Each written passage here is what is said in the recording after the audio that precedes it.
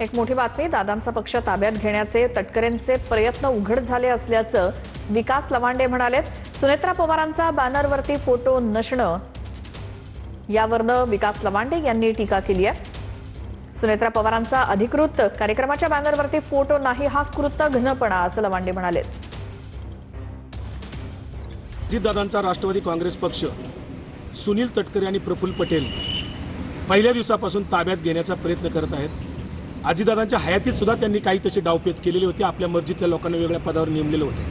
अजितदादांचा पक्ष ताब्यात घेण्याची त्यांची सुरुवात त्यांनी रायगडपासून केलेली आहे। परवा 27 मार्च 2026 रोजी पक्षाचा अधिकृत मेळावा सुनील तटकरे यांनी तिथे घेतला आणि नवनिर्वाचित जिल्हा परिषद पंचायत समिती सदस्यांचा सत्कार समारंभ असताना तिथे बॅनरवर फक्त आपल्या मुलाचा आणि मुलीचा आणि स्वतःचा फोटो आहे। मात्र पक्षाचे राष्ट्रीय अध्यक्ष सुनेत्रा वहिनी असतील, दिवंगत अजितदादा पवार असतील, यांचा कुठेही फोटो नाही। याला काय म्हणायचं? याला कृतज्ञता म्हणतात।